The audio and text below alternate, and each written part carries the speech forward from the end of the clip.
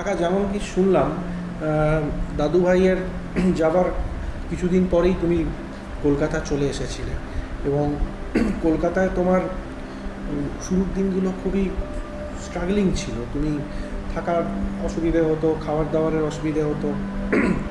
একটু আমাদের ওটা ওই বিষয়ে একটু ডিটেলসে বলো। আমি ছোটোবেলায় যখন যেতাম তখন বাগুইআটিতে তুমি একটা ঘর নিয়ে থাকতে, তো তার আগে কিন্তু অনেক জায়গায় তোমাকে কষ্ট করে থাকতে হয়েছে, অনেক এলাকায় তুমি থাকতে।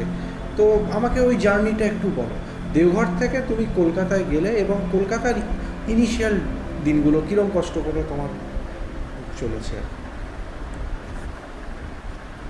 বাবা চলে যাওয়ার পরে ওই 84-এর শেষের দিকেই মাঝামাঝি মানে পৌলদার সাথে দিল্লি টিল্লি ঘুরে আসার পরে, কাশ্মীর টাশ্মীর ঘুরে আসার পরে তারপরে আমি কলকাতায় যতদূর মনে হচ্ছে আমি গেছিলাম, যাই এবং গিয়ে প্রথমে সোদপুরে কালোদার ওখানে উঠি। উনি তখন সোদপুরে থাকতেন একটা খুব মানে সাধারণ একটা ঘর, বেড়ার ঘর, টিনের ছাউনি, মেঝেটা পাকা সিমেন্টের, একটা আশেপাশে অনেক ঘর, ওই ধরনের বস্তি টাইপের একটা। খুব সচ্ছলতা ছিল না, তার খুব কষ্ট ছিল। 2 ছেলে 1 মেয়ে আর স্ত্রী। আর সেখানে গিয়ে আমি গেলাম, খুব কষ্ট করে থাকতাম ওদের ওখানেই, খাওয়া দাওয়া ওখানেই করতাম। একটা বারোয়ারি বাথরুম ছিল, সেখানে যেতাম। খুব কষ্ট, পরিবেশ খুব ভালো না, নোংরা পরিবেশ, অত ভালো না। এই যাক উপায় নেই, বাধ্য হয়ে ওখানে থাকতাম। বহুদিন ছিলাম একসাথে। আমরা বিভিন্ন জায়গায় অধিবেশনে যেতাম, আবার ফিরে আসতাম। রাত্রিবেলা যেখানে ওদের ঘরের মধ্যে একটু জায়গা ছিল, সেখানে কয়লার উনুনে রান্না হতো।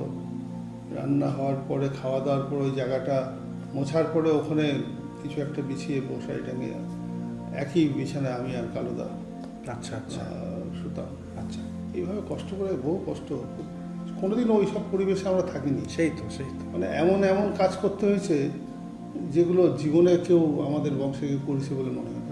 একমাত্র ঠাকুরই করেছেন, সেই সব স্মৃতি মনে পড়তো। ঠাকুর যদি এরকম করে থাকতে পারেন, এইসব সহ্য করতে পারেন, তাহলে আমরা তো তার নামেই চলছি, আমরা কেন পারবো না? তা সেই তুলনায় আমরা খুবই ভালো ছিলাম, যদিও ঠাকুরের যে প্রথম জীবন, সেই তুলনায় আমরা যে বড় হয়েছি ছোটোবেলার থেকে, আমরা অনেক ভালো ছিলাম। কিন্তু প্রয়োজনে কষ্ট কেন করতে পারবো না? তো সেই দৃষ্টিকোণ থেকে এগুলো সহ্য করেছি। এইভাবে অনেক দিন ছিলাম আমরা, খুবই একসাথে ভালোবাসাময় একটা পরিবেশে আমরা ছিলাম। কষ্টের মধ্যেও আনন্দে ছিলাম ওই সোদপুরে অনেক দিন ছিলাম। তারপরে ওনার স্ত্রী খুব করতেন, খুব কর্মঠ মহিলা ছিলেন, খুব শ্রদ্ধাও করতেন। আর ছেলে মেয়েগুলো খুব ছোটো ছিল তখন। এইভাবে থাকতে থাকতে থাকতে তখন আস্তে আস্তে ওই বাবলাতলায় নারায়ণপুরের দিকে কৈখালি দিয়ে যেতে হয়, এয়ারপোর্টের পেছন দিকে। ওইখানে ওই একজন ভদ্রলোক, যেটা আগে বলেছিলাম, সুদর্শন বলে আমার এক বন্ধু, তার জামাইবাবুর বাড়িতে থাকার ব্যবস্থা হলো। সেখানে বছরখানেক ছিলাম। তারপরে তো তিনি চলে যেতে বললেন, ঘর খালি করে দিতে বললেন। তারপরে তো বাধ্য হয়ে বাগুইআটিতে খুব কষ্টে পাওয়া গেছিল ঘরটা, সেখানেই থাকা শুরু করলাম। এবং আস্তে আস্তে তো অনেকে আসতে লাগলেন। সেই ভাড়া বাড়িতে বাড়িয়ালি ছিলেন একজন, তিনি খুব অবজেকশন করতেন, এত লোক আসছে, এত লোক খাচ্ছে না, এত লোক আসছে, আমার বাড়ি ড্যামেজ হচ্ছে, এরকম তো কথা ছিল না। অনেক রকম অভিযোগ করতেন। আমি খুব মাথা ঠান্ডা করে তাকে বুঝিয়ে টুঝিয়ে ইয়ে করে ম্যানেজ করতাম। এইভাবেই চলছিল। এবং যতদূর আমার মনে হয় তোমার ওরকম একটা বাড়ি খুঁজে পেতেও খুব কষ্ট ছিল। নানা রকমের ক্লজ কলকাতার লোকেরা লাগাতো। এই যে এক তো কোনো সেরকম ইনকামের সোর্স ছিল না, তা সত্ত্বেও হ্যাঁ, তারা বলতো। আমি ভাড়া নিতে যেতাম, আমাকে প্রথমে জিজ্ঞাসা করতো, আপনি কী করেন, আপনি কোনো গভর্নমেন্ট এমপ্লয়ি কিনা, আপনার ফ্যামিলি আছে কিনা। দুটোরই প্রশ্নের উত্তর না শুনলে পরে বলতো, না, তাকে দেওয়া যাবে, কোনো গ্যারান্টি নেই আপনার, আপনি পারবেন না, বা যাই হোক, কিন্তু আমি যোগ্য না ভাড়া নেওয়ার। হুম হুম হুম। এরকম বহু জায়গাতে আমাকে রিফিউজ করেছে। তারপরে বাধ্য হয়ে বাগুইআটি অঞ্চলে ওই ভদ্রমহিলা কেন দিলেন আমাকে জানি না, সেটা পেয়ে গেলাম। তো ওখানে থাকা শুরু করলাম। তো ওখানেই তো আস্তে আস্তে অনেকে আসা থাকার জন্য আসলেন। তো খুব কষ্ট করে আমাদের খরচা চালানো হতো। এখান থেকে দেওঘর থেকে দাদা শুধু ঘর ভাড়াটাই পাঠাতেন, আর ওই ইলেকট্রিক বিল যা হতো সেই খরচাটাই হতো, কিন্তু খাওয়া দাওয়ার কোনো খরচা হতো না। তা যাই হোক, সেটা আমি ঘুরে ঘুরে বিভিন্ন জায়গায় যেতাম বা বাংলাদেশে যেতাম, লোকেরা আমাকে প্রণামী যা দিত ওটা দিয়ে আমার ম্যানেজ করতে হতো। খুব পরিশ্রম করতে হতো, খুব পরিশ্রম। এবং আমার মনে আছে সম্ভবত ওটা 94-93 এরকম সাল হবে। তখন কলকাতার বেলঘরিয়া অঞ্চলে আমাদের এক গুরু ভাই থাকতেন, রতন ঘোষ। ওনার বাড়িতে অগস্ট মাসে 31 অগস্টে প্রত্যেক বছর উৎসব হতো। তো আমি বাবার সাথে 2-3 বার গেছি। তখন তোমার ওই বাবুইয়াটির বাড়িতেই গিয়ে উঠতাম এবং গিয়ে দেখতাম ওখানে তুমি একটা খুবই হাম্বেল একটা অবস্থায় তুমি থাকতে। শুধু তাই নয়, তোমাকে আশ্রয় করে অনেকে থাকতো। হ্যাঁ, যেমন বাবুল চক্রবর্তী, বাবুলদা বলেই আমরা বেশি ফ্যামিলিয়ার বলি, সজলেন্দু ঘোষ, তারপরে বাংলাদেশ থেকে একজন ছিলেন রবীন সরকার। এরা প্রত্যেকেই, তুমি নিজেই ওখানে তোমার থাকাটা একটা কষ্টকর ছিল, আনসার্টেন ছিল, কিন্তু তোমাকে আশ্রয় করে কত লোক ছিল ওখানে। এবং আমার মনে হয় ওটাই একটা বেস তৈরি হয়ে গেল কলকাতায় আজকে, যে আমাদের ঠাকুরের একটা ওখানে আমরা আশ্রমও করতে পেরেছি। সেইগুলো সম্ভব হতো না তুমি যদি কলকাতায় গিয়ে না থাকতে আর এরকম লোকজনদের তুমি ওখানে না সাহায্য করতে। এটা একটা অনেক বড় ভূমিকা, আমার তো তাই বলে মনে হয়। সেটা একদিক দিয়ে কিছুটা থাকতে পারে হয়তো। আর কলকাতায় যে একটা আশ্রম হয়েছে সেটা ঠিকই একদিক দিয়ে ঠিক, যে ওখানে একজন পার্মানেন্টলি না থাকলে পারে এই নিয়ে একটা উদ্যোগ নেওয়ার কারোর দরকার, সেটা হয়তো আমাকে নিয়ে করতে হয়েছে। কিন্তু সবার সম্মিলিত চেষ্টা সহযোগিতা ছাড়া তো সম্ভব না। সেটা কাউকে না, আমি না থাকলেও কাউ যদি থাকতো তাহলে সেই করতো, এটা ঠিকই আছে। কিন্তু এইখানে হচ্ছে যারা আসলেন আমার কাছে থাকার জন্য, আমার পরিচিত আপনজন যারা, তার মধ্যে বাবুল তো নিঃস্ব ছিল, সে তো এক জামা কাপড়ে চলে আসছিল বাংলাদেশ থেকে। সে আসলো, ওকে তো সব কিছুই করে দিতে হলো প্রথম দিকে। ব্যবসা করবে বললো, ব্যবসা করার জন্য পুঁজি দিতে হলো। একটা পরবর্তীতে আস্তে আস্তে বললো যে একটা দোকান পাওয়া যাচ্ছে, বেশি দাম না, 30,000 না 25,000 টাকা দাম দিলে পাওয়া যাবে। সেটাও দিয়ে এলাম জোগাড় করে। তারপরে বললো অমুক জায়গায় একটা জমি পাওয়া যাচ্ছে, এটা আপনার চেনাশোনার লোক, যদি বলেন তাহলে সে আমাকে একটু কম দামে দিতে পারে। সেও আমি ব্যবস্থা করে দিলাম, শেখরপুরে হাজারিদার জমি, সেটাও কিনে দেওয়া হলো, সবই করে দেওয়া হলো। এদিকে সজলদা, সেও খুব ভালো ছেলে, পড়াশোনা গ্র্যাজুয়েশন কমপ্লিট করে বিএসসি করে আসছিল এখানে, এমএসসি করবে। তো ও তো বেহালাতে একটা জায়গায় ভাড়া থাকতো। তা আমি যখন আসলাম এখানে তখন চলে আসলো আমার এখানে। তো ও তখন ওখানে খাবে বলে গ্রাম থেকে, ওর দেশের থেকে চাল নিয়ে আসছিল, অনেক চাল, 15-20 কেজি হবে। সে চালের বস্তা শুদ্ধ নিয়ে আসলো এখানে, বললো আমি তো এটা কী করবো, এখানে থাক, খরচা হবে, এখানে আছি যখন। তো সেটা হলো। তারপরে রবীন সরকার আসলেন বাংলাদেশ থেকে। তিনি ডক্টরেট করবেন সংস্কৃতের উপরে রবীন্দ্রভারতী বিশ্ববিদ্যালয়, ডক্টর ধ্যানেশ নারায়ণ চক্রবর্তীর আন্ডারে। তিনি থাকা শুরু করলেন। তো উনি থাকার পরে সেই সূত্রে আরম্ভ হলো কি, বাংলাদেশে বহু লোক এখানে যারা থাকতেন, ভারতে বিভিন্ন পশ্চিমবঙ্গের বিভিন্ন জায়গায়, তারা প্রায়ই আসতেন। তখন আমাদের একটা ল্যান্ডলাইন ফোন ছিল, সেই ফোনে উনি সমানে ফোন করতেন, ফোন আসতো, উনি কথা বলতেন, আর সেই লোকদের ডাকতেন। এবং উইদাউট কোনো প্রিপারেশন, আগের থেকে কিছু কোনো খবর না দিয়েও বলতে যাও দুটো খেয়ে যাও এখান থেকে।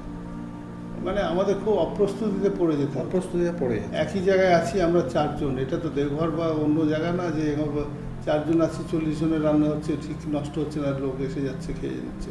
এখানে মাথা গুনে রান্না হয়, যে কজন লোক সেই কজন। সেখানে যদি 1 কি 2 জন বেশি আসে তখন ম্যানেজ করা মুশকিল।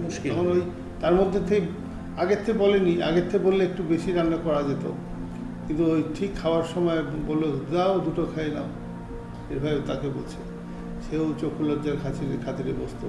তা আমরাই কম কম খেয়ে ভাগ করে কোনো রকমে একটু একটু করে দিয়ে আসবো। তো এইভাবে উনি যখন যেটা আবদার করতেন বলতেন সেসব কোনো কেউ আপত্তি করতো না, ওইভাবেই চলছিল। তারপরে উনি বললেন যে যখন পিএইচডি হয়ে গেল, না তার আগে উনি মাঝে মাঝে একদিন কি দুদিন, 3 বছর না 4 বছর ছিলেন, তার মধ্যে একদিন কি দুদিন উনি নিজে ব্যাগ নিয়ে সবজি বাজার করে নিয়ে আসছিলেন। আর কোনোদিনও করার উনি সুযোগ, প্রায়ই ভুগতেন। শরীর খারাপ ছিল, হাঁপানির রোগী ছিলেন তিনি। তাকে ডাক্তার দেখানো, তাকে সেবা শুশ্রূষা কথা করা, এগুলো সব আমাদেরই করতে হতো। বহু জায়গায় তাকে নিয়ে যাওয়া হয়েছে ডাক্তার দেখানোর জন্য, কবিরাজি, হোমিওপ্যাথি সব রকম করা হয়েছে। তারপরে আস্তে আস্তে তো উনি ভালো হয়ে গেলেন, সুস্থ হলেন, অনেক ভালো হলেন একটা আয়ুর্বেদিক ওষুধ খেয়ে। তাই এইসবও করা হতো। আমাদের সাথে খুবই ঘনিষ্ঠ সম্পর্ক ছিল। আমরা এখানে রাঁচিতে, কলকাতায় বিভিন্ন জায়গায় অধিবেশনে তাকে নিয়ে গেছি। রাঁচিতে মেজদার ওখানে আমরা গেছিলাম একবার দলবাদে, সেখানে উনি গেছিলেন। নিজের বাড়িতে বাড়ির মানুষ হলে যা হয় সেরকমই সম্পর্ক ছিল তার সাথে, ঘনিষ্ঠ একটা সম্পর্ক, আপন সম্পর্ক। তারপরে উনি যখন ডক্টরেট ডিগ্রি পেয়ে গেলেন, তারপর উনি একদিন আমাকে বললেন স্যার আসবেন একদিন এখানে, এবার তো আমার কাজ শেষ, আমি ফিরে যাবো, তার আগে স্যার আসতে চেয়েছেন। ভালো, আপনি আসেন। একদিন উনি আসলেন, স্যার ওনাকে নিয়ে আসলো, ওনাকে বসানো হলো। তো উনি কোনো খান না, অন্য কিছু খান না, তো উনি ফল খান, তা গোটা কেটে দেওয়া যাবে, সেইগুলোই আমাকেও বাজার থেকে আনতে হয়েছিল আগে। যা ফল খাবেন সেই ফলগুলো ধুয়ে টুয়ে একটা থালায় সাজিয়ে দেওয়া হলো, উনি একটা নিয়ে গোটাই খেলেন, একটু কামড়ে একটা আপেল খাইছিলেন। তারপরে কিছুক্ষণ বসে গল্প করে চলে গেছিলেন। তারপরে ওনার যাওয়ার দিন চলে আসলো, অনেক বই টই ছিল, নিয়ে যাবেন জিনিসপত্র, তার যেগুলো পড়াশোনার খাতা, বইপত্র, অনেক কিছু, জামা কাপড়, অনেকগুলো ব্যাগ হয়ে গেছিলো। তো উনি যাবেন কী করে, বর্ডারে যাবেন। আমাকে বললেন, আমি একটা ছেলেকে, আমাদের গুরু ভাই, তাকে বললাম, রিকোয়েস্ট করলাম, ভাই তুমি একটু বর্ডারে যাও, উনি গাড়ি করে যাবেন বর্ডারে, মাল একটু বেশি আছে, তো তুমি একটু হেল্প করো। সে গিয়েছিল, তার সাথে রবীন্দ্রার সাথে গিয়ে গাড়িতে গিয়ে বর্ডারে পৌঁছে দিয়ে আসছিল। উনি রবীন্দ্র যাওয়ার আগে, তখন ওই সময় 500 টাকার নোট কিছুদিন হলো নতুন বাজারে এসছে, তার আগে 500 টাকার নোট ছিল, এই সময় ছাপানো হয়েছিল। তো উনি একটা 500 টাকার নোট আমাকে পকেটে ঢুকায় দিয়ে বলছেন, দাদা এটা রাখেন। কারণ কিসের জন্য? উনি যখন যাচ্ছেন, বর্ডারে যাবেন সেই সময়, কিসের জন্য? না, এটা রাখেন, খরচা।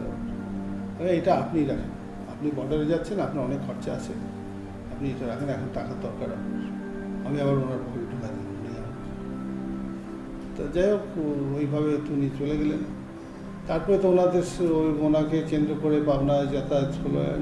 1986-এ আমরা প্রথম বাংলাদেশে গেলাম পাবনায়। 1946-এ ঠাকুর চলে আসছিলেন সেই সময় পূর্ববঙ্গ থেকে। তারপরে তো পার্টিশন হলো, সব উল্টোপাল্টা হয়ে গেল। তার 40 বছর পরে 86-এ আবার ঠাকুর পরিবার থেকেও গেলেন, আমরাই প্রথম। আমি, দাদা, প্রফুল্লদা, একটা বড় গ্রুপ, বাটুলদা, বড় গ্রুপ আমরা গেছিলাম 15-16 জন। এই প্রথম যাওয়া হলো বাংলাদেশে। তারপরে একটা এত ভালো সম্পর্ক হলো, কিন্তু পরবর্তীতে ওনার কাছ থেকে অপ্রত্যাশিত একটা ব্যবহার আমরা পেলাম। উনি উনি মেন, উনি যেহেতু ওই পাবনা বাংলাদেশ সৎসঙ্গের উনি সেক্রেটারি ছিলেন, উনি যেভাবে বলতেন সেইভাবেই সব হতো।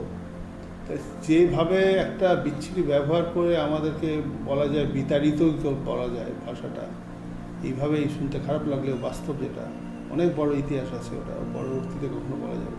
যাই হোক, উনি ওখানকার দৈনিক পত্রিকাতে, বিশেষ করে আমার উপরে ক্ষোভ ছিল বেশি, যেহেতু আমি বেশি বাংলাদেশে ঘোরাঘুরি করতাম, পরিচিত বেশি ছিল আমার সাথে মানুষের, তো সবাই ভালোবাসতেন আমাকে, ঠাকুরের কথা শুনতে যেতেন।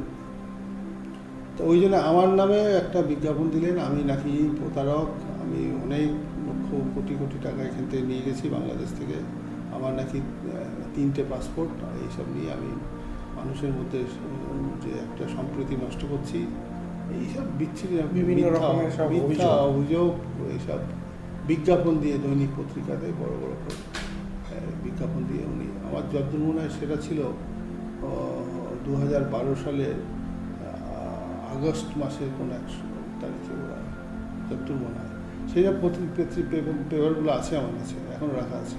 এবং কি দৈনিক একটা পত্রিকা ছিল ইনকিলাব নাম, ইনকিলাব। তাতেও আমার ছবি দিয়ে মানে বিচ্ছিরি সব কথা, অসত্য সব অপপ্রচার, এইসব ছবি দিয়ে সেটা ছাপানো হয়েছিল। এইসবভাবে করেছিল, নানা রকম তাদের স্বার্থে ঘা লেগে গেছিলো, নানা রকম কারণে, নানা কারণে। কিছু দুর্নীতি আমার চোখে পড়ে গেছিলো এবং আমি সেগুলো প্রতিবাদ করেছিলাম খুব সুন্দর বিনয়ের সাথে, সংশোধন করার জন্য। তারা করেনি। তারপরে আমি কিছু কাজ শুরু করেছিলাম যাতে ঠিকভাবে চলা যায়। সেটা ওদের বোধহয় অসুবিধা হয়ে গেছিলো কাজে, যার জন্য আমাকে বিতাড়িত করার জন্য মিথ্যা অভিযোগ টুযোগ করে পুলিশ, ডিআইবি, নানা রকম পুলিশ লাগায় আমাকে অ্যারেস্ট করার জন্য অনেক কিছু তারা করেছে। তুমি খুব ব্যথা পেয়েছিলে এই ঘটনায়? অসম্ভব, আমি ভাবতে পারিনি। এতদিনে প্রায় 25-26 বছরের একটা সম্পর্ক, এত ঘনিষ্ঠতা, এত ঘটনা, কত কষ্ট করেছি বাংলাদেশে। তখন এত গাড়ি ঘোড়ার এত উন্নতি ছিল না, রাস্তাঘাটও ভালো ছিল না, ফোন টোনের এত সুবিধা ছিল না, বিভিন্ন জায়গায় সাধারণ গাড়িটারই এত কোয়ালিটি ভালো ছিল না। এমনি জেনারেল ক্লাসে বাসেই বেশি যেতে হতো, কারণ বাংলাদেশের ট্রেনের সার্ভিস থেকে বাস সার্ভিসগুলো বেশি। সেই কত জায়গায় কত কষ্ট করে গেছি, একসাথেই গেছি। তো যাই হোক, তাও এইসব ব্যবহারটা আমি কোনোদিনও আশা করি। বহুদিন এই নিয়ে আমাকে এটা বিশ্বাস করতে একটু খুব কষ্টকর ব্যাপার। যাই হোক, সেটা তো হয়ে গেল, ওইভাবে চললো। তারপরে তো বাগুইয়াটিতে যখন আমরা থাকতেই হচ্ছে, তখন ইচ্ছে করলে ওখানে বাড়ি করার মতো জমি টমি ছিল সেই সময়, কিন্তু আমার কাছে তো রেডি টাকা ছিল না, ফান্ড ছিল না, অর্থ ছিল, যার জন্য আমি জমি কিনে কিছু করার কথা ভাবতেও পারি। আমাকে যা করতে হবে সংগ্রহ করে করতে হবে। সেই জন্য আমাদের একজন প্রমোটার ছিলেন, খুব ভালো ওখানকার ভদ্রলোক, তিনি ইনকাম ট্যাক্সের চাকরি করতেন, ওনার স্ত্রীর নামে উনি প্রমোটারিও করতেন। তো ভালো ভদ্রলোক, তাকে রিকোয়েস্ট করলাম। তিনি একটা ফ্ল্যাট তৈরি করছিলেন একটা জায়গায় কাছেই, আমাদের যে এখানে ভাড়া থাকতাম সেখান থেকে কাছেই। তো ওকে বললাম, কথা করে বললাম যে আমি এরকমভাবে নিয়ম করে আমি দিতে পারবো না, আমার যখন যেরকম হবে আমি সেরকম দেবো টাকা পয়সা। তো সেইভাবে রাজি হলেন। আমি আস্তে আস্তে একটা ফ্ল্যাট নিলাম, সেই বর্তমানে সেই ফ্ল্যাটেই আছো এখন। তো সেখানে থাকার পরে বাবুল তো আলাদা, তখন ঘর ভাড়া নিয়ে চলে গেছিলো, ওর বউ বাচ্চা ওদেরকেও নিয়ে আসছিল বাংলাদেশ থেকে, আলাদা ছিল। তবে যাই হোক, এইভাবে থাকা শুরু করলাম। এর মধ্যে মাঝে খুব মেজদাদার অসুস্থ হয়ে পড়েছিলেন রাঁচিতে, তাকে নিয়ে তো একসময় কলকাতায় আসছিলাম, তখন বাগবাজারে থাকতাম। সেটা দেঘরে থাকাকালীন ঘটনা, সেটা কিছু আগেকার অন্য একটা ঘটনা। সেটা এই সময় বলাটা ঠিক হবে কিনা না, এবং আমার তো মনে হয় 2006 সালেও তো বাবার খুব শরীর খারাপ হয়েছিল, অপারেশন করতে হয়েছিল, তখন তো ওই তোমার ফ্ল্যাটটাকে কেন্দ্র করেই তো সেটা সম্ভব হয়েছিল। তখন হয়েছিল। আর ওই তার আগে বোধহয়, তার একটু আগে মার একটা সেরিব্রাল, ঠাম্মার খুব শরীর খারাপ হয়েছিল, তখন ওই অ্যাপেক্স নার্সিং হোম, ওখানে ওইভাবে আমরা ওখানে গিয়ে থেকে অ্যাপেক্সে ভর্তি করে, কিন্তু পরমপিতার অশেষ দয়, আর কোনো শারীরিক ক্ষতি হয়নি। কিছুদিন পরে সুস্থ হয়ে সবাই মিলে, রাধু, কুটুম এবং আরও সবাই মেজদারা সবাই সব বিয়ে করে, তার পরের বছরই বোধহয় মেজদাদার বিয়েটা হলো, অসুস্থ হয়ে রাঁচিতে, তারপরে কলকাতায় আনা হলো। সেবার বাইপাস সার্জারি হলো, বাইপাসটা হলো 2006 সালে। যেমন কি কাকা বললে, তুমি মানে কলকাতায় শুরু থেকেই এসে প্রচুর তোমাকে স্ট্রাগল করতে হয়েছে, এবং কিন্তু তবু দেখা যাচ্ছে বর্তমান সময় কিছুটা হলেও আমরা একটু দাঁড়াতে পেরেছি। যেমন একটা আমার এখনই মাথায় আসছে, যেমন বইমেলা, ইন্টারন্যাশনাল বুক ফেয়ার, কলকাতা একটা অনেক বড় প্ল্যাটফর্ম। সেই জায়গায় এখন গত 5-6 বছর ধরে নিয়মিত আমাদের চর্যাসন প্রকাশনীর ওখানে আমরা স্টল দিতে পারছি, অনেক লোকজনও আসছে, অনেক প্রচারও হচ্ছে, বইটই বিক্রি হচ্ছে। তাছাড়াও আমাদের ফেসবুকে বেশ কয়েকটা পেজ হয়েছে, সেটার মাধ্যমে অবিকৃত ঠাকুরের যে আইডিওলজি সেটাকে আমরা লোকেদের সামনে তুলে ধরতে পারছি। তো কীরকম তোমার মনে হয় এগুলো, এই প্রোগ্রেসগুলো তোমার কীরকম মনে হয় এগুলো দেখে? এইগুলো দেখো, একটা কথা, আমাদের যেটা সবচেয়ে মানুষের লোকের অভাবে আমরা যেটা করতে পারিনি এতদিন, সেটা হচ্ছে কি, এই যে মানুষের মধ্যে ছড়িয়ে দেয়া তার কথা, পরমপিতাকে, তার আদর্শ অবিকৃতভাবে মানুষের মধ্যে ছড়িয়ে দেওয়ার যে কাজটা সেটা আমরা করতে পারিনি, যেহেতু একদম ঠাকুরের তিরোধানের পরে যেভাবে আমাদের নিষ্পেষিত করা হয়েছিল বাবাকে, যেভাবে একটা প্রেশারের মধ্যে রাখা হয়েছিল মানসিকভাবে সব দিক দিয়ে একঘরে করে দেওয়া হয়েছিল, একদম একদম একজন কেউ আসতো না, সেই পজিশন থেকে আস্তে আস্তে আস্তে আস্তে আস্তে কিছুটা আমরা দেখতে পাচ্ছি, কিছু লোকজন আসছে, কিছু পাওয়া যাচ্ছে। মানে মানুষ যত বুঝছে ঠাকুরকে তত তারা কিন্তু ভুলটা ত্যাগ করে সঠিকের পথে আসার চেষ্টা করছে। এইভাবে হচ্ছে কিন্তু কিন্তু প্রয়োজনের তুলনায় এই গতিটা খুব কম। হ্যাঁ সেটা ঠিক, সেটা ঠিকই, কিন্তু থেমে নেই, থেমে নেই, চলছে, চলাটা অব্যাহত আছে। একদম একদম। তো সেই দিক দিয়ে আমাদের তো অনেকটা আমরা এগিয়েছি, সে বিষয়ে কোনো সন্দেহ নেই। আমরা কোনোদিন ভাবতে পারিনি যে কলকাতা ইন্টারন্যাশনাল বুক ফেয়ারে আমাদের একটা নিজস্ব একটা স্টল বইয়ের আমরা করতে পারবো, যার মাধ্যমে আমরা অনেক বড় একটা সমাজের মধ্যে ঠাকুরকে এইভাবে অবিকৃতভাবে নিশ্চয়ই সঞ্চারিত করতে পারবো। যাই হোক, তার মধ্যে আরেকটা ইয়ে হয়েছে, আমার পূজনীয় দাদা, পূজনীয় বিদ্যুৎদা, উনি বেশ কিছু বই দীর্ঘ পরিশ্রম করে দিনের পর দিন এবং যেভাবে সংকলন করেছেন ঠাকুরের বিভিন্ন যে প্রায় 500-600 বইয়ের মধ্যে থেকে বিভিন্ন বিষয় ভিত্তিক যে কালেকশন যেগুলো করেছেন, শিক্ষার উপরে, বিবাহের উপরে, দীক্ষার উপরে, নামধানের উপরে, রাজনীতির উপরে, বা বিভিন্ন দিক দিয়ে প্রেরিত পূর্বপুরুষদের নিয়ে, তা এইগুলো দিয়ে আমাদের এখন মোটামুটি একটা স্টক আছে। কিন্তু আরেকটা দুঃখের ব্যাপার হচ্ছে, আমরা তো ঠাকুরকেই চাই মানুষের মধ্যে প্রসারিত করতে, কিন্তু এই ব্যাপারে কিন্তু আমরা সৎসঙ্গ পাবলিশিংয়ের থেকে কোনো সহযোগিতা পাইনি না। তারা আমাদের কোনো বই দেয় না। আমি বরঞ্চ ওরা যদি, ওদের আরও যোগ্যতা, ক্ষমতা, সামর্থ্য অনেক বেশি ছিল, নিশ্চয়ই লোকবল, জনবল, ধনবল সব দিক দিয়ে তারা অনেক শক্তিশালী, তারা ইচ্ছে করলে অনেক ভালো, অনেক বেশি স্কোয়ার ফিট জায়গা নিয়ে ওখানে ইন্টারন্যাশনাল বুক ফেয়ারে বা ভারতবর্ষে যেখানে যেখানে বুক ফেয়ার হচ্ছে, পশ্চিমবঙ্গে, যে বিহারে, ঝাড়খণ্ডে যেখানে বুক ফেয়ার হচ্ছে, সব জায়গায় করার মতো ক্ষমতা ওদের ছিল, কিন্তু ওরা তো কোথাও একটা না, ছোট স্টলও করে না। তা সেখানে আমরা তো সেটা চেষ্টা করছি আমাদের এই সীমিত ক্ষমতা দিয়ে, সামর্থ্য দিয়ে, সীমিত লোক দিয়ে। তা সেখানে আশা করেছিলাম যে ওদের কাছ থেকে কিছু বইটই অন্তত আমরা পাবো, কিন্তু না, ওরা কোনো কিছু সহযোগিতা করেনি। সে খুব কষ্ট করে কিছু কিছু ওখান থেকে আমরা সংগ্রহ করতাম সারা বছর ধরে, ওই বই মেলাকে টার্গেট করে সারা বছর ধরে একটা দুটো বই নিয়ে ওই স্টক করতে হতো।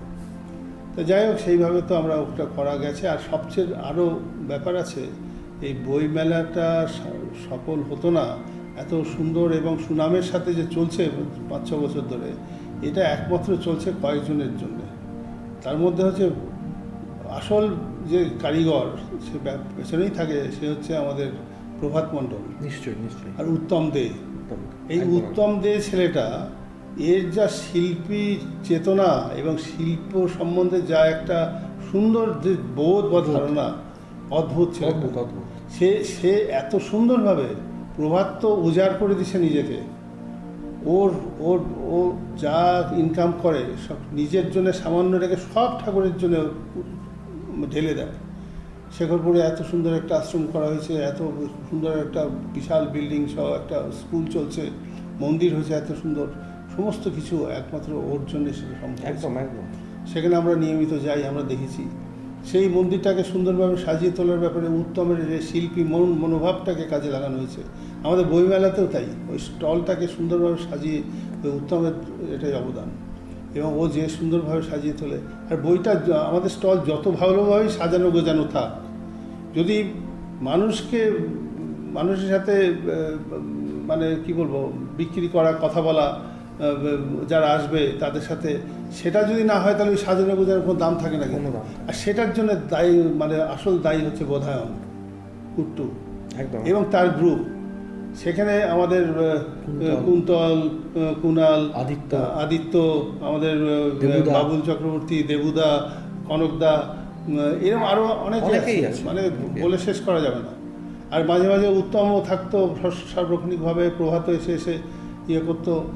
এদের সম্মিলিত কিছু ছেলেপেলের যে সক্রিয়তা, 7 দিন বা 10 দিন ধরে যে বইমেলা হয়, প্রত্যেক দিন এরা এসে কত রকমারি লোক এসে কত উদ্ভট প্রশ্ন করে, অনেক সেগুলো এরা সব ফেস করতো, এরা উত্তর দিত। তো এইভাবে যে চালায়, এটা হচ্ছে তাতে একটা কিন্তু আশা আমাদের দেখতে পাই যে ভবিষ্যতে কিছু কর্মী তৈরি হচ্ছে। এবং তারপর সাথে সাথে যে একটু কথা যেটা বলা হলো ফেসবুকের যে পেজ তৈরি হয়েছে ফেসবুকে ঠাকুরের সেটাই নামে, তো সেটাও একটা একটা প্রচারের মাধ্যম। নিশ্চয়ই। এবং সেটার জন্য আমাদের তো কয়েকজন আছে, বিশেষ করে বাংলাদেশে ঢাকায় যে আছে আমাদের গুরুভাই নয়ন চৌধুরী, সে তো একটা মুখ্য ভূমিকা নিয়ে আছে। আবার শিলিগুড়িতে একজন আছে তন্ময় চক্রবর্তী, সে অদ্ভুত ছেলে, সে ওর মতো ইষ্টপ্রাণ পাগল মানুষ পাওয়া মুশকিল। ও এত ভালো, এত সব মানে কোনো রাত দিন যখন তখন তাকে পাওয়া যায়, সবসময় সে সহযোগিতা করছে। এরকম পেছনে অনেকে আছে। দাদারা তো সবসময় সহযোগিতা করেন, সবসময় বলেন বুদ্ধি পরামর্শ, সবসময় যখন যেটা আমার প্রয়োজন আমি মেজদার সাথে রাঁচিতে ফোন করে আমি খবর নিই, জানি নিই, পরামর্শ নিই, তার বুদ্ধি তার পরামর্শগুলো নিই। তো এই জন্যে কিছু মানুষ ছড়ানো সেটা আছেই। রাঁচিতে যেমন আছে সমীর, আমাদের শ্রীকুমারদা আছেন, সজলদা আছেন, তারপরে আমাদের অমিতদা আছেন, বাবলাদা আছেন, এরকম আছে। জামশেদপুরে আমাদের কিছু গুরু ভাই আছে, চন্দ্রনাথদা, বিমলদা, তারপরে সঞ্জয়দা, এরা সব আছে। প্লাস এই নৈহাটিতে কিছু ছেলেপেলে আছে, সৌভিক ঘোষ, তারপরে অর্ক, এরা সব খুব ভালো কর্মী। এরা খুব এর সব জায়গাতে খুব ভালো। আগে আমি যেমন ছিল, আগে কেউ কাউকে দেখা যেত না। পরম পিতার দয় এতদিনে এত পরিশ্রমে মনে হয় যে বাবার যে সেই কষ্ট করে একা একা থেকে যে নির্জন অজ্ঞাতবাসের মতো তিনি জীবন কাটিয়েছিলেন, এবং তার একমাত্র ধ্যান জ্ঞান ছিল অবিকৃতভাবে আমার পুরুষোত্তম, তাঁরই পুরুষোত্তম ইষ্টদেবতা, তার পিতৃদেব শ্রী ঠাকুর অনুকূলচন্দ্রকে অবিকৃতভাবে ছড়িয়ে দেওয়া। তার জন্য যিনি যে এত পঠন পাঠন করে যে সংকলন করেছিলেন ইষ্টভক্ত, পথনির্দেশ, দিব্যবাণী, শাশ্বতবাণী, এই যে বইগুলো কত মানুষের যে চিন্তাধারা বদল ঘটিয়ে দিয়ে, কত মানুষকে যে আবার ফিরিয়ে এনেছে ঈশ্বর দিকে, যারা ঈশ্বর থেকে বিচ্ছিন্ন হয়ে গেছিল, যারা একটা অন্য পথে চলছিল, তাদেরকে আবার ফিরিয়ে নিয়ে এসছে এই বইগুলো। চিন্তাধারার একটা আমূল পরিবর্তন ঘটে দিয়েছে। তার প্রমাণ হচ্ছে এখন দেখা যাচ্ছে। সেই জন্য আমি যদি আজকে আমি ফসল লাগাই, জমি চাষ করে, আমি কালকেই সেই ফসল পেতে পারি না। একটা নির্দিষ্ট সময় আছে, আমাকে অপেক্ষা করতে হবে, এবং রীতিমতো আমাকে সেই ফসল বড় হলে পারে পরিচর্যা করতে হবে, পোকামাকড় যাতে না লাগে, লাগলে পারে ওষুধ দিতে হবে, জল আছে কি না নিয়মিত দেখতে হবে, তাতে আমাকে যত্ন আত্তি করতে হবে এবং নির্দিষ্ট সময় পরে, হয়তো 90 দিন পরে কি 80 দিন পরে, আমি অতদিন অপেক্ষা করলে, পরিচর্যা করলে, পরিরক্ষণ করলে, সংরক্ষণ করলে, তাহলে আমি ফসলটা পাবো। ঠিক সেরকমই আমাদের কিছুই ছিল না, পরমপিতার ছাড়া আর কেউ ছিলেন না। বাবা সেই পরমপিতার শক্তিতেই তিনি সেই পথ চলা শুরু করেছিলেন একা একা। আচ্ছা, আমি একটা এখানে করব, কিছু ছিল না বললে তুমি, কিন্তু মানুষের যে এই ক্যারেক্টারটা, যেটার মধ্যে লয়্যালটি, কৃতজ্ঞতা ভর্তি, এটা একটা অনেক বড় সম্পদ না, যেটা দাদু ভাইয়ের মধ্যে পুরো জীবনটা দেখলে যেটা বোঝা যায়। না না, এটা তো অবশ্যই, এইটাই তো মানুষের মনুষ্যত্বের গুণাবলী, তো ওটাই। তা সেই মানুষ ছিল না, মানে আসলে ওই ধরনের মানুষ ছিল না, সেটাই বলা হচ্ছে। মানুষ তো চেহারায় মানুষ হলে মানুষ না, যার মধ্যে ওই গুণগুলো নাই, মনুষ্যত্বের গুণ যার মধ্যে নেই, সেই গুণ না থাকলে সে তো চেহারায় মানুষ, আচরণে তো পশুর থেকেও হতো, এর থেকে পশু অনেক ভালো, তারা কথা বোঝে, অনেক কিছু বোঝে, মানা করলে বোঝ থাকে, লয়্যালটি থাকে, নিশ্চয়ই। তো সেই মানুষের কিন্তু অভাব ছিল, যেটা আজকে কিছু মানুষ কিছুর মধ্যে বিভিন্ন দিকে, বাংলায়, বিহারে, উড়িষ্যায় বা বিভিন্ন জায়গায় আমরা দেখতে পাচ্ছি। এটা হচ্ছে আশার কথা। ভবিষ্যতে যে আরও ভালো হবে, আরও ফোর্সফুলি আমরা এগিয়ে যেতে পারবো। হয়তো আমি দেখতে পাবো না, আমার বয়স শেষ হয়ে আসছে, কিন্তু হবে, সেই একটা ইঙ্গিত কিন্তু পাওয়া যাচ্ছে। বাহ। আচ্ছা, আমি একটা প্রশ্ন করব আবার, সেটা একটু পেছনে যদি আমরা তাকিয়ে দেখি দাদু ভাইয়ের জীবন, তাহলে দেখা যায় পুরো জীবনটাতে কৃতজ্ঞতা, নিষ্ঠা, তারপরে জেদ, এগুলো পুরো ভর্তি। তোমার জীবনে এরকম কি কোনো ঘটনা আছে যেগুলো তুমি হয়তো কোনোভাবে এখানে বলতে মিস করে গেছো, বা কিছু এরকম মেমোরি যেটার মধ্যে হয়তো তুমি যেটা ঠিক করেছো, হ্যাঁ আমি ওটা করেই ছাড়বো, এই বোধে, এই নিষ্ঠায় তুমি যেটা সম্পন্ন করেছো, কোনো ছোটো ঘটনা এরকম কিছু আছে? না, এইরকম দেখো একটা কথা, এটা আমার মধ্যে আছে, আমি হয়েছে ওরকম ঘটনা জীবনে, এবং ওই ঘটনাগুলো হওয়াতে আমার যে সৎ কাজের ওপরে যে একটা, যেগুলো অনেক বাধা সংকুল, কিন্তু করতেই হবে, এই করার একটা জেদ আমার মধ্যে এসে গেছে এবং জোর পেয়ে গেছে ওই ঘটনার মধ্যে দিয়ে। বলো না। যেমন একটা ঘটনা আমি বলি, যখন রাঁচিতে পড়াশোনা করতাম তখন আমার একবার ইচ্ছে হলো যে এই তোমার যে ক্রিসমাস হলিডে যেটা হয় সেই সময় আমি বড়দিনের ছুটি। হ্যাঁ বড়দিনের বড়দিনের ছুটি আমি তখন ইয়েতে আসবো, মানে সাইকেল করে দেওঘরে আসবো। তখন তো ওখানে আমি সাইকেল করেই বাড়ির থেকে কলেজ টলেজ যাতায়াত করতাম। তা এটা দাদার দ্বারা শুনলে, দুইজন দাদা তো আমার ওখানে, আমার পূজনীয় বুদ্ধদেব দা, আমার পূজনীয় ফিরোজ আহমেদ, এই দুই দাদা, তার মা ছিলেন ওখানে। দাদারা শুনে তো দাদারা করতেন কি, ওখানে দুটো ঘর ছিল, সামনের দিকে ঘরটাতে দুই দাদা দুটো খাটে শুতেন, আর ভেতরে একটা যে ঘরটা ছিল সেই ভেতরের ঘরে একটা বড় খাট ছিল, মানে দুটো খাট জোড়া দিয়ে, সেখানে মা আর ষষ্ঠী শুতেন, আর একটা আলাদা ছোটো খাট ছিল, সেটা আমি শুতাম। আমরা তিনজন এই ঘরে ওই ঘরে, ওরা মাঝখানে দরজা পর্দা দেওয়া। তা আমি যে যাব দেওঘরে সাইকেল নিয়ে, এই কথাটা ওনাদের কানে যাওয়া মাত্র সারাদিন ধরে ওনারা শুনছি নিজেদের মধ্যে ঠাট্টাই আর কি করছে আমাকে নিয়ে, পাগল, কি বুদ্ধি, কি হেলা, সাইকেল করে যাবে আর কাজ পেলো না, আরামে যেতে পারে ট্রেনে বাসে, সাইকেল নিয়ে যাবে, কি পাগল হ্যাঁ এরকম ঠাট্টা করছেন সমানে। আমি শুনছি পাশের ঘরে যে আমি আছি, হয়তো আমাকে শোনাই বলছি, যাতে আমার মেন্টাল ইয়ে করার জন্য, ট্রিটমেন্টের জন্য, যাতে নেগেটিভ ভাবটা আসে যে না যাই। কিন্তু আমি তো ঠিক করেছি যাব, প্রত্যেকবার বাসে ট্রেনেই যাই, একবার সাইকেলে যেয়ে দেখি না কেমন লাগে।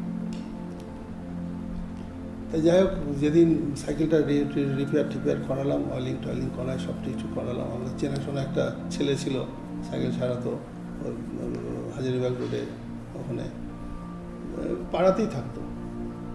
তো যাই হোক, সে চেনাশোনা লোক ছেলে, বেশি বয়স না। কড়া নিলাম, নিয়ে তো যাবো যেদিন রাত্রে, আগের দিন রাত্রে শুয়ে পড়েছি, গুছায় টুছায় সব সাইকেলে রেখে, কি জিনিস তো কিছু না, একটা কম্বল আর একটা ব্যাগের মধ্যে জলের বোতল আর একটা রেঞ্জ, আর কিছু না। আর আমার প্যান্ট, পরিবার যা আছে, মানে একটা প্যান্ট, শার্ট আর একটা জ্যাকেট আর শু পায়ে পরা। তখন তো প্যান্ট শার্ট পরতাম, আর কিছু নেই। আর এইভাবে আরেকটা বোধহয় টুপি ছিল, শীতকাল তো প্রচণ্ড ঠান্ডা। তো এইভাবে তো আমি রেডি করে রাখছি সাইকেলটা। ভোরবেলা ঠিক 4টের সময় উঠে, আলো জ্বালাইনি, সবাই ঘুমাচ্ছে, শীতকাল, টর্চ জ্বালায় বাথরুমের কাজটা সেরে, ইষ্টবিধি সব শেষ করে মাকে একটু বললাম, মা আমি যাচ্ছি। আস্তে আস্তে গিয়ে গেট খুললাম, গেট খুলে সাইকেলটা বের করে আমি বাইরের থেকে তালা দিয়ে ছুঁড়ে ভেতরে তালাটা ফেলে দিলাম, গ্রিলের ভেতর দিয়ে চাবিটা ফেলে দিলাম। তারপরে তো গিয়ে দেখি সাইকেলটা নামাই দেখি সাইকেলের পেছনে চাকা পাম্প নাই, ঢ্যাক করছে। নিশ্চয়ই এরা রাত্রিবেলা পাম্প খুলে দিচ্ছে যাতে আমি যেতে না পারি, দাদারা। কিন্তু তারপরে গিয়ে আমরা আমাকে ঠেকাতে পারবো, আমি ভাবিছি যখন যাবো ঠিক যাবো, যেভাবে হোক এই পাম্প নেই, এই সাইকেল নিয়েই যাবো। আমি গিয়ে সোজা ওই যেখানে ওই সাইকেলওয়ালার বাড়িটা, ছেলেটা ছাড়ায়, ভোরবেলা তো 4:30 মতো বাজে, তখন ওরা খুব ভোরবেলা উঠে পড়ে। যাই হোক, ও ছেলেটা ঘুমাচ্ছিল, ওর বাড়ির ওর মাটারা উঠে কাজ করছিল, জল ভরছিল, ঝাড় দিচ্ছিল ঘরটার। আমি বললাম ওকে ডাকলাম, ও ঘুমাচ্ছিল, ডেকে ঘুম থেকে ওর মা ডেকে তুলে দিল। ছেলেটা আসলো, আমাকে বললাম তুই কীরকম সারাইছিস, দেখতো এটা লিক বোধহয় নাকি পাম্প চলে গেছে। ও আবার পাম্পার এনে আমাকে পাম্প করে দিল, সাইকেলটা পাম্প হলো। আমি তখন সাইকেল নিয়ে বেরোয় গেলাম। গিয়ে কিছু দূর যাওয়ার পরে বোধহয় কয়েক কিলোমিটার, বিকাশ বিদ্যালয় আছে না, ওটা কত কিলোমিটার হবে, 10-12 কিলোমিটার। ওই অত দূর যাওয়ার পর দিকে আবার পাম্প চলে গেছে। কারণ আমি বললাম যে এটা লিকই আছে।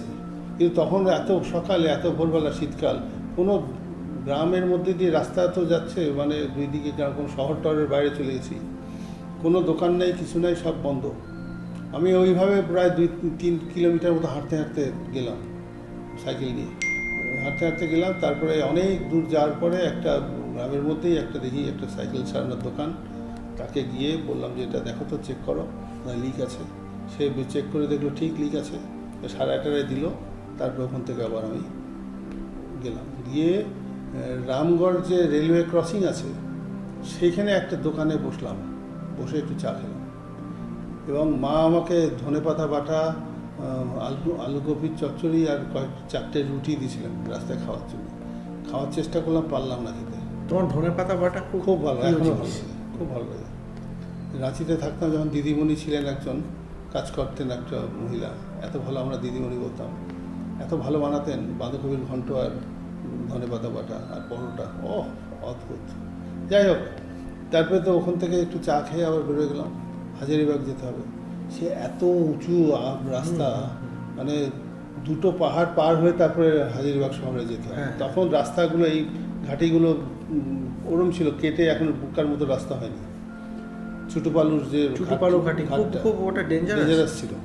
তো যাই হোক, ওইভাবে তো আমি গেলাম, কোনো ইয়ে না করে জিদ করে তো গেলাম, গিয়ে খুঁজলাম 4:30 নাগাদ বোধহয় পৌঁছালাম হাজারিবাগ শহরে।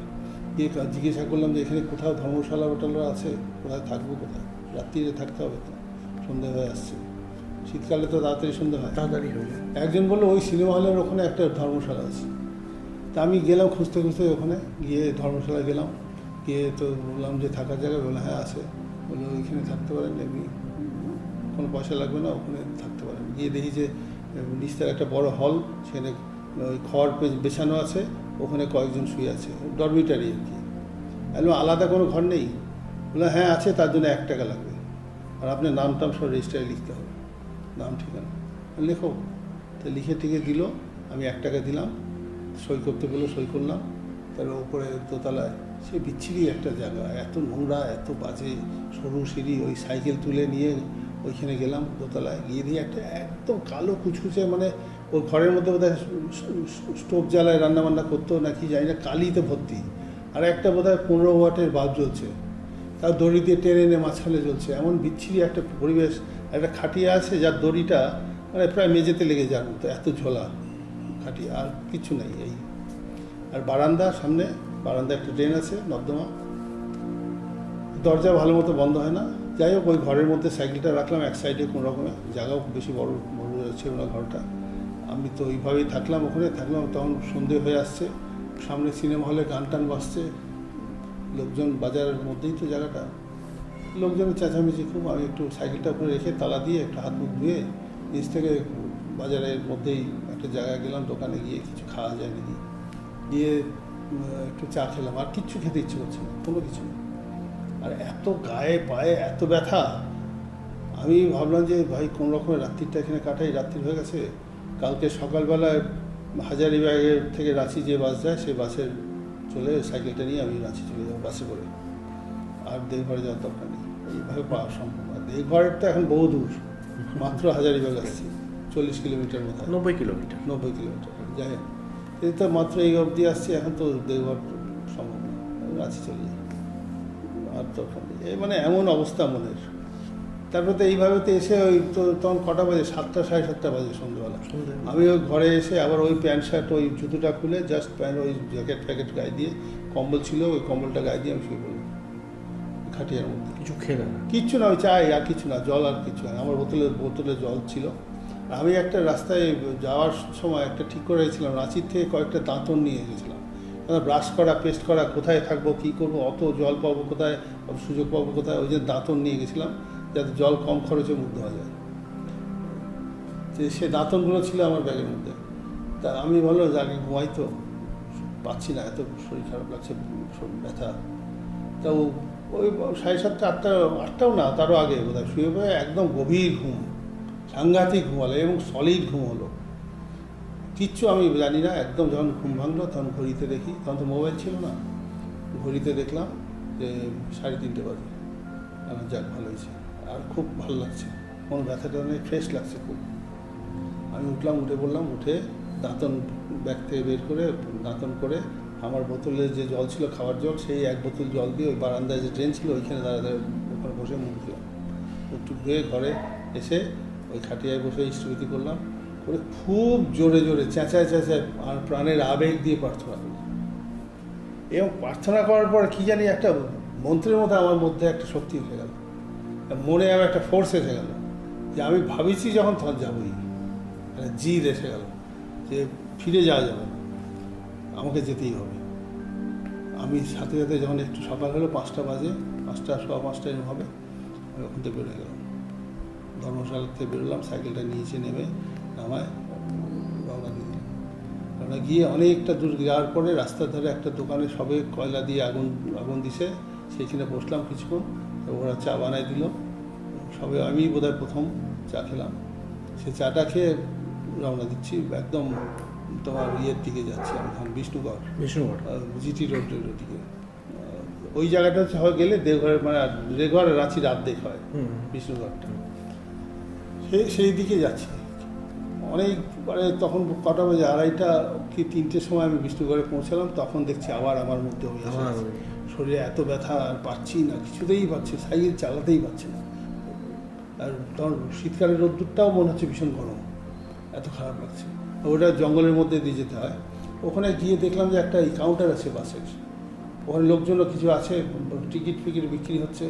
সোজা কাউন্টারে গেলাম, গিয়ে জিজ্ঞাসা করলাম যে বাস কখন আসবে। বললো যে আসবে তো আর ঘন্টাখানিক পরে বাস আসবে, দেওঘরের বাস, রাঁচির থেকেই আসে ওটা। তাহলে এখানে থামবে? হ্যাঁ এখানে থামবে তো।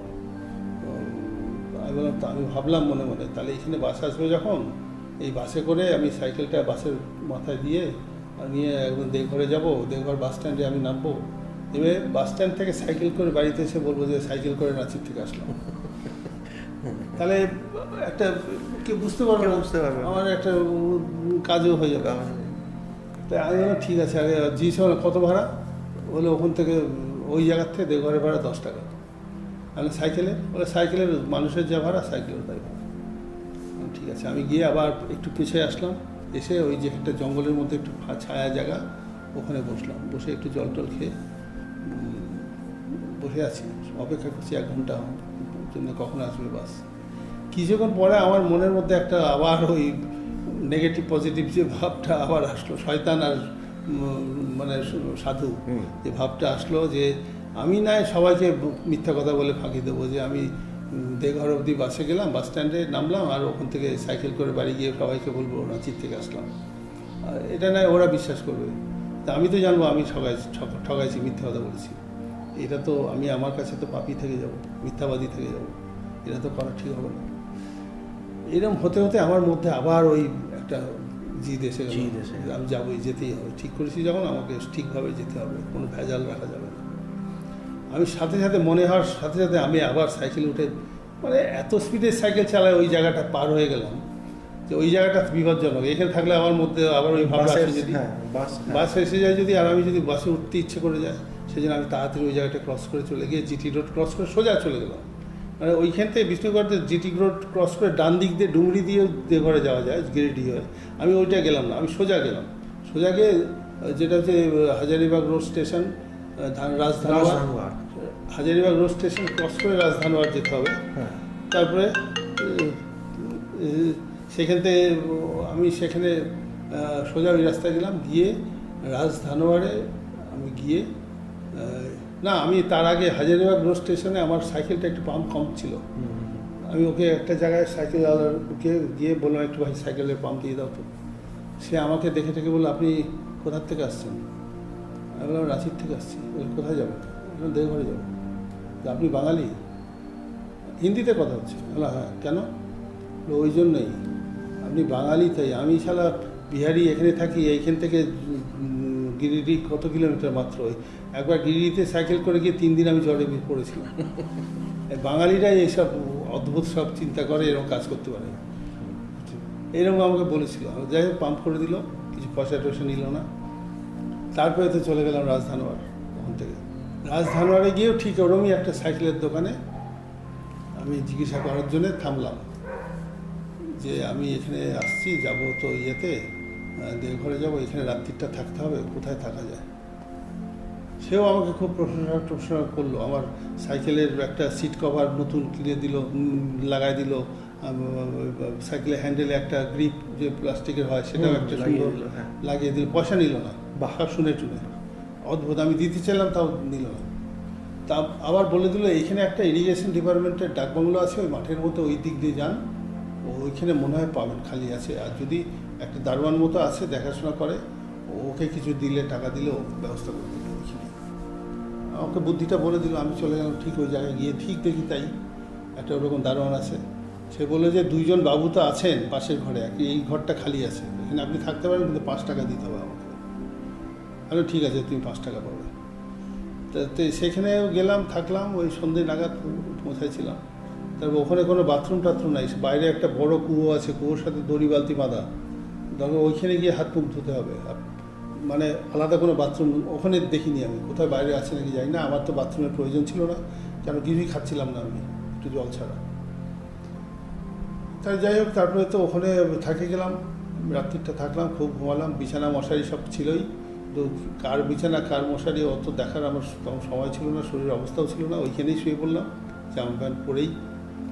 প্রচুর মশারি ছিল মশারির মধ্যে। সকালে উঠে, সকাল তো না, যখন ঘুম ভাঙলো তখন দেখি ওই সেরমই অনেক রাত্রিরেই ঘুম ভাঙলো, 3:30 সময়। আমি এই সময় বাইরে গেলাম, গিয়ে কুয়োর থেকে জল তুলে সব ধুয়ে টুয়ে নিলাম, মুখ টুক ধোয়া সব করে সে নিলাম, ওইভাবে দাঁতুন করে মুখ টুক ধুয়ে নিলাম। তারপরে ঘরে এসে আবার প্রার্থনা করলাম, খুব ওইভাবেই ভাবে দিয়ে জোরের সাথে খুব সুন্দরভাবে।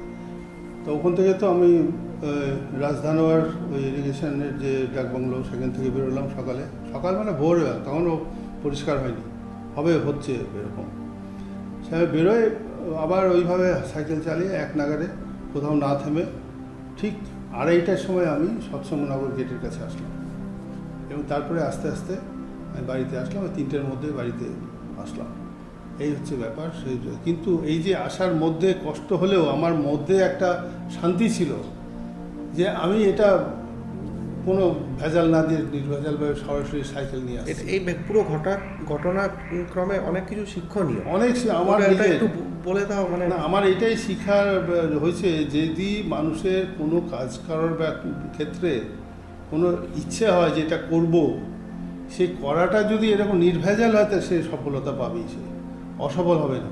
তো আমাদের যে কোনো কাজে ওই ইচ্ছে করার জন্য ব্যাপারটাতে আমাদের মধ্যে একটু গাফিলতি থেকে যায়, যার জন্য আমরা অনেক সময় সফলতার স্বাদ পাই না।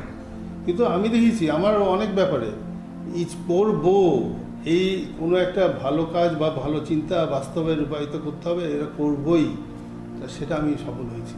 এবং বাধা টাধা বলে এই জিদটা কিন্তু নিয়েই আমি চলছি। কিন্তু আর এই ঠাকুরের কাজ করার ক্ষেত্রে কত রকম জীবনে বাধা আসছে, নিশ্চয়ই। যাকে আপন ভাবেছিলাম সেটা তার কাছ থেকে যে চরম ব্যথা পেয়েছি, সেইগুলো নিয়ে এই যে চলার, যে আমাকে কেউ ঠেকাতে পারে, থেমে থাকো। ঠাকুরের কাজ অবিকৃতভাবে সত্যি কথা, সত্য পথে চলতে যত বাধাই আসুক, আমার উদাহরণ হচ্ছেন একমাত্র যে শ্রী ঠাকুর অনুকূলচন্দ্র। তার জীবনটা দেখি এবং দেখি পরবর্তীতে আমার বাবা, একদম তার একমাত্র উদাহরণ হচ্ছে তিনি। শ্রী ঠাকুরের কথাগুলো বইয়ে পড়েছি, কিন্তু নিজের চোখে আমি বাবাকে দেখেছি, এবং তিনি হচ্ছেন আমার চরম প্রেরণা বলা যায় ইষ্টপথে সঠিকভাবে চলার ক্ষেত্রে। সেই জন্য কোনোদিনও ভুলতে পারিনি। আজকে এই যে একটা স্মৃতি বিজড়িত জায়গায় আমরা বসে কথা বলছি, এটার এই জায়গাটা আসলে পরে আমার শরীরটা অন্যরকম একটা হয়ে যায়। এই ঘরেই তিনি থাকতেন, এই ঘরেই তিনি শুতেন, এই ঘরে কত ঘটনা হয়েছে, কত ঘটনা তাকে নিয়ে। এইখানে তিনি বসে থাকতেন, খাওয়ার আগে পুরো মুহূর্ত তার হাতে দিয়েছে বই, নীতিবিধান আদর্শ বিনায়ক পড়ছেন, অথচ তার খাওয়ার সময় হয়েছে, তাকে খেতে হবে দুপুরের খাবার, কিন্তু এমন নিমগ্ন হয়ে ডুবে গেছেন বইয়ের মধ্যে, সেটা এই ঘরেই, সেই সব দৃশ্য মনে পড়ে। সেই জন্য আজকে এই জায়গাটাকে, এই ঘরটাকে বড় পবিত্র বলে মনে হয়। সে একটা মানুষ, সেই ধরনের মানুষ, যে মানুষ ইষ্টের জন্য নিজেকে বিক্রি করে দিয়েছিলেন, উজাড় করে দিয়েছিলেন, সেই ঠাকুরকে অবিকৃতভাবে তার কথা বলার জন্য, তার পথে চলার জন্য। তিনি বলেছিলেন, বউ ছেলে পেলে নিয়ে গাছতলায় থাকবো, আমি তাও ভয় পাই না, আমি তাও দাদাকে বাবা বলতে পারবো না, আমাকে বের করে দাও এই ঘর থেকে, এই বাড়ির থেকে, সমস্ত কিছু নিয়ে নাও, কিন্তু আমাকে টলাতে পারবো না। কত রকমভাবে তাকে প্রলোভিত করা হয়েছে। এমনকি ওখান থেকে আমার জ্যাঠামশাই লোক দিয়ে পাঠিয়েছিলেন সুটকেস ভর্তি টাকা, সেটা বোঝাও যায়নি। তিনি বাইরের ঘরে তার বৈঠকখানে বসে আছেন, কথা বলছেন। ওরা আসলেন দুজন বিশিষ্ট, হরিবল্লভ নারায়ণ আর কেষ্টসা, সেটা এসে একটা সুটকেস দিয়ে বললেন, এটা পাঠিয়ে দিয়েছেন ওই বাড়ি থেকে, বর্দা পাঠিয়েছেন। তারা একজনকে ডাকলেন বাবা, ডেকে বললেন যে যা নিয়ে যা, ঘরে রেখে আয় বাড়ির মধ্যে। তো ওটা সুটকেসটা বাড়ির মধ্যে পাঠিয়ে দিলেন। তার কিছুক্ষণ পরে ওরা ফট করে একটা বড় একটা ফুলস্কেপ কাগজে অনেক কিছু লেখা, বলে এটা একটু সই করলেন। বলে কী আছে এটা? বলে এটা আর কিছু না, বর্দাই সব, বর্দা যা করছেন ঠিক করছেন, বর্দাকে অনুসরণ করাই উচিত আমাদের, এইগুলো আপনি একটু লেখা আছে, সই করবেন। তখন বাবা তাকে বলে, এই শোন, তোর বাইরের থেকে ডাকলেন, বলে যা ওই সুটকেসটা নিয়ে আয় তো, যেটা নিয়ে গেলি। ওরা আনলো, বলে শুনে বেরো বেরো বাড়ির থেকে, ধমক দিয়ে বের করে দিলেন। তা ওই সুটকেসটা মানে খুলেও দেখেননি, পরে জানা গেল ওর মধ্যে ভর্তি টাকা ছিল। টাকা দিয়ে তাকে বলছে যে এটা নিয়ে যান আর এই কাগজটা সই করে যান। কি অবস্থা! এই ধরনের তারপরেও যখন হলো না, তখন নানা রকম অপপ্রচার তার নামে, মিথ্যে নানা রকম অপপ্রচার, মিথ্যা। এটা এটা এটা বাবার ক্ষেত্রে যেমন হয়েছে, আমার ক্ষেত্রেও সেরকম হয়েছে, আমাদের অনেকের ক্ষেত্রে হয়েছে, দাদাদের ক্ষেত্রে। যার জন্য এগুলো নিয়ে আমরা কেয়ার করি না, আমরা ভাবি না এগুলো হতেই পারে, যারা কাজ করে তাদের নামেই দুর্নাম হয়। সেই জন্য এটা নতুন কিছু না। যার জন্য এই যে তার যে মানসিকতা, সেই সময় এতগুলো ফ্যামিলি মেম্বার্স, তো তাদেরকে মেনটেন করা, তাদের এই করা, অথচ কোনো সংস্থান নেই, টাকা নেই, পয়সা নেই, খাওয়া দাওয়া চলা, মেয়েদের বিয়ে দেওয়া, এটা কত বিশাল একটা হেডেক ছিল। কিন্তু কোনো সময় তিনি এই অন্যায়ের কাছে সারেন্ডার করেননি, নিজেকে বিক্রি করে দেননি। ইষ্টর কাছে নিজেকে একদম সেই ঠাকুরই চালাবেন, এবং তাই হয়েছে বাস্তবে। পরমপিতার দয়া না থাকলে হয় না। সেই জন্য তার জন্যে যদি আমি কষ্ট করতে রাজি হই, দুনিয়ার কোনো আমাকে কেউ ক্ষতি করতে পারবে না, আমার নষ্ট করতে পারবে না। এবং এই ভাবনা নিয়েই এগিয়ে যেতে হবে। তাহলে আমাদের যেটা উদ্দেশ্য সেটা অবশ্যই পথ যতই দূর হোক না কেন, পথ যতই কঠিন হোক না কেন, আমরা যদি সেই ইষ্টপ্রাণতার নির্ভর করে, সেই মনের জোরে, আমাদের অযোগ্য অক্ষম সেই পদক্ষেপ নিয়ে একটু একটু করে যদি এগিয়ে যেতে থাকি, এই চলাটা যদি অব্যাহত থাকে, আজ হোক কাল হোক, একদিন আমরা গন্তব্যে পৌঁছাবই, সে কোনো সন্দেহ। অপূর্ব অপূর্ব অপূর্ব। প্রত্যক্ষ হলাম আমরা এক অপূর্ব এক কথোপকথনের, যার মাধ্যমে জেনে নিলাম আমরা পূজনীয় কাকার কিছু মধুর স্মৃতির কথা, ওনার জীবনযাত্রার কথা। এবং আমার বিশ্বাস এই কথোপকথনের মাধ্যমে আমরা অনেক কিছুই জানতে পেরেছি, এবং যারা দেখবেন তারাও অনেক কিছু জানতে পারবেন, তাদের মনে জোর বাড়বে, কি করে অবিকৃতভাবে ঠাকুরের ভাবধারা লোকেদের মধ্যে প্রচার এবং প্রসার করতে হয়। তার এক অন্যতম এক্সাম্পল আমার পূজ্যপাদ দাদু বিবেক রঞ্জন চক্রবর্তী। এবং আমি আশা করছি এরকম ধরনের ফ্যামিলিয়ার আলোচনা নিয়ে আমরা আবার আপনাদের সামনে আসতে পারবো শিগগিরই। অনেক অনেক ধন্যবাদ কাকা, তোমার সাথে এই আলোচনার মাধ্যমে প্রচুর পরিমাণে উপকৃত হলাম, এবং আমি আশা করছি যে আমরা নিজের জীবনে ঠাকুরকে অবিকৃতভাবে তুলে ধরার জন্য আমরা অনেক কিছু শিখলাম। এটার জন্য তোমাকে আলাদাভাবে ধন্যবাদ দিয়ে আর ছোট করতে চাইবো না। তুমি আমার অনেক অনেক প্রণাম নিও, অনেক অনেক প্রণাম। জয় জয়।